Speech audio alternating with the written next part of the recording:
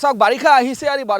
বাৰিষা অহাৰ লগে লগে নৈপৰীয়াৰ মাজত হাহাকাৰ পৰিস্থিতিৰ সৃষ্টি হৈছে কিয়নো বিভিন্ন সময়ত দেখিবলৈ পোৱা যায় যে নৈৰ যিসমূহ মথাউৰি আছে মথাউৰিসমূহ ছিঙি যায় আৰু সেই যি প্ৰথা সেই যি ধাৰা সেয়া অব্যাহত আছে লংগাই নৈত। এই মুহূৰ্তত আমি দেখুৱাইছোঁ লংগাই নৈৰ দৃশ্য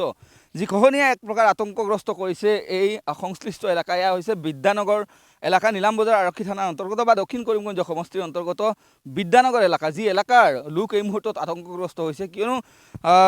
এই এলেকাত আচলতে লংগাই নৈৰ যি খহনীয়া সেয়া নতুনকৈ সৃষ্টি হৈছে আৰু যাৰ ফলত এক প্ৰকাৰ আতংকত দিন অতিবাহিত কৰিবলগীয়া হৈছে কিয়নো ওচৰতে যিখন মথাউৰি আছে সেই মথাউৰিখন যদি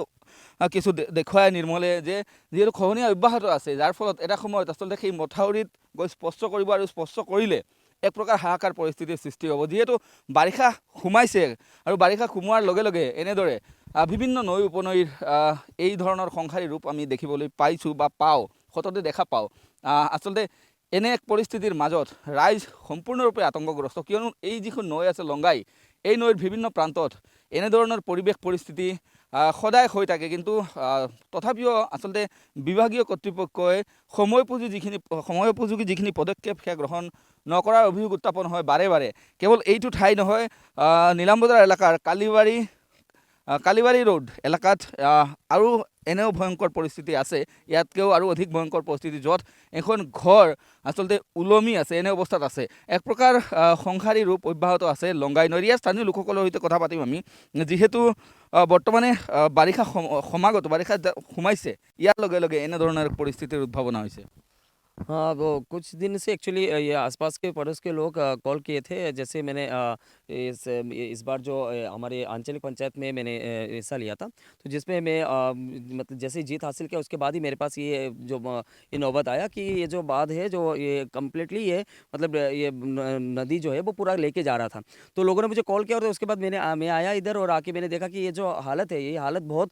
खतरा होने वाला है, क्योंकि लोगों के पास कि अगर वो रात के टाइम पे ऐसा कुछ होता है तो लोग मतलब भागने का टाइम नहीं मिलेगा, और इतने सारे लोग हैं इधर के, मतलब more than 1000 families they will be affected. तो इसी कारण मैं कुछ 2-3 दिन से मैं इस चीज़ को लेके मैं हाईलाइट किया। मैं हमारे जो आधिकारिक है उन लोगों को मैंने इन्फॉर्म किया। मैं सर्कल ऑफिसर के पास भी गया और आसपास के लोगों को लेके मैं अभी मेरा जो प्लान है कि अगर कोई स्टेप नहीं लेते हमारे अधिकारी लोग, तो हम मतलब जो आंदोलन होता है वो आंदोलन के लिए हम लोग तैयार हो रहे हैं, क्योंकि अभी हमारे पास कोई ऑप्शन नहीं रहेगा, क्योंकि ये जो एरिया है वो मतलब पूरा जो एरिया है वो पूरा जल के अंदर, पानी के अंदर चला जाएगा। तो इसीलिए मैं जो अधिकारी है उनसे मैं रिक्वेस्ट करूंगा कि जितना जल्दी हो सके कोई स्टेप लीजिएगा, अदरवाइज बहुत सारे फैमिलीज जो है वो पूरा मतलब पानी के नीचे चले जाएंगे और उनका मतलब वापस, और ये जो नदी का गतिपथ है ना वो भी चेंज होने का चांसेस रहेगा, क्योंकि एक बार अगर इधर से ये ईएनडी का जो है रास्ता है वो काफ़ी सारे लोगों का सिर्फ यातायात के लिए सिर्फ एक ही रास्ता है ये, और अगर इस रास्ते में कुछ हो गया तो मतलब आने वाले दिन में जो नदी का जो गतिपथ है वो इसी तरीके से चला जाएगा और हमारे जो इतने सारे लोग हैं, इतने सारे फैमिलीज हैं, वो सबके सब पानी के नीचे आ जाएंगे। আনিছা পুনৰবাৰ আৰু দৃশ্য আমি দেখুৱাবলৈ যত্ন চলাইছোঁ, যিহেতু